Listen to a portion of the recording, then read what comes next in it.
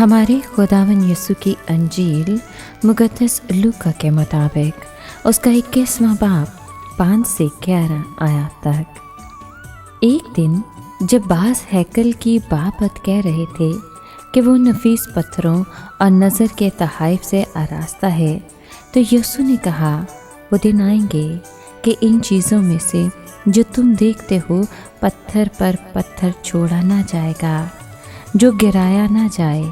तब उन्होंने उससे पूछा कि ऐ उस्ताद, ये बातें कब होंगी और जब होने को हों तो उसका क्या निशान होगा? उसने कहा, खबरदार कोई तुमको गुमराह न कर दे, क्योंकि बतेरे मेरा नाम लेकर आएंगे और कहेंगे कि वो मैं ही हूँ, और ये भी कि वक्त नज़दीक आ पहुँचा है, तुम उनके पीछे न चले जाना।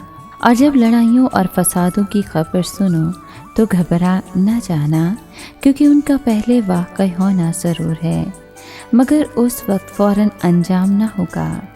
फिर उसने उनसे कहा कि कौम पर कौम और बादशाही पर बादशाही चढ़ाई करेगी, और बड़े बड़े ज़लज़ले आएंगे, और जा बजा वबाएँ और काल पड़ेंगे, और दहशतनाक बातें और आसमान से अजीम निशान ज़ाहिर होंगे। पाक कलाम के पढ़े और सुने जाने पर खुदावन की बरकत हो, खुदा का शुक्र हो। अज़ीज़ दोस्तों, आज के कलाम में हमने सुना कि यीशु के शागिर्द कुछ फ़िक्रमंद थे। उनके जहन में कुछ सवाल थे जो वो यीशु से पूछना चाहते थे। वो फ़िक्रमंद थे क्योंकि मसीह यीशु ने थोड़ी ही देर पहले उनको बताया था कि हैकल का एक पत्थर भी दूसरे पत्थर पर नहीं रहेगा। इसके अलावा उन्हें याद था कि कुछ अर्सा पहले यीशु ने उनसे कहा था कि तैयार रहें, क्योंकि इंसान का बेटा ऐसे वक्त पर आएगा जब वो तवक्को भी नहीं करेंगे। यीशु ने ऐसे दिन का भी जिक्र किया कि जब इब्ने इंसान ज़ाहिर होगा। क्या इन बातों का हैकल की तबाही से ताल्लुक़ था? रसूलों के दिल तजस्सुस से भरे थे, इसलिए उन्होंने यीशु से पूछा कि हमें बता कि ये बातें कब होंगी और कब तेरी मौजूदगी और दुनिया की आखिरी ज़माने की निशानियाँ हमारे सामने आएंगी, या ये निशानियाँ कैसी होंगी। वो शायद ये जानना चाहते थे कि उस हैकल को कब तबाह किया जाएगा जो उन्हें वहाँ से दिखाई दे रही थी। वो अपने इंसान की मौजूदगी के बारे में भी पूछ रहे थे। शायद उन्हें याद था कि यीशु ने एक नवाब के बारे में मिसाल दी थी जो बादशाहत हासिल करने के लिए एक दूर दराज मुल्क में गया, और वो ये भी जानना चाहते थे कि दुनिया के आखिरी ज़माने में क्या कुछ होगा। मसीह यीशु ने रसूलों के सवालों का बड़ी तफसील से जवाब दिया। उन्होंने एक निशानी दी जिससे शागिर्द अंदाज़ा लगा सकते थे कि यरूशलेम और हैकल की तबाही नज़दीक है।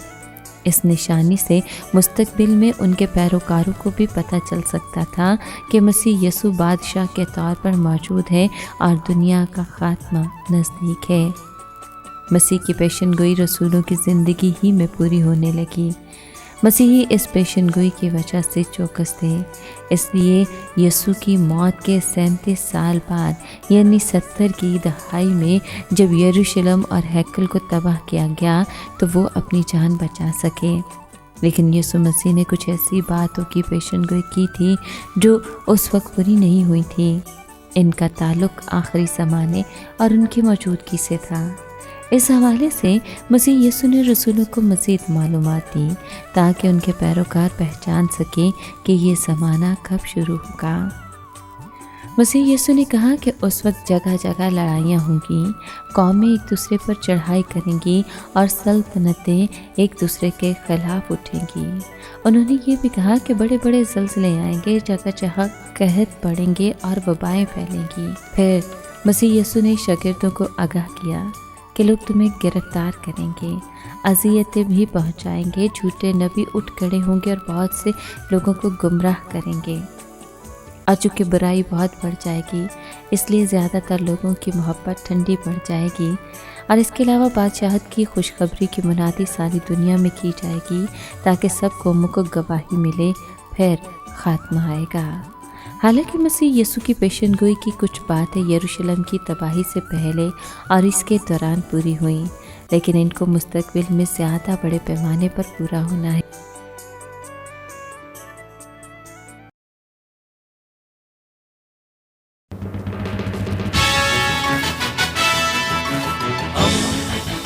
دوستی کا پیمبر ریڈیو ویریتاس ایشیا۔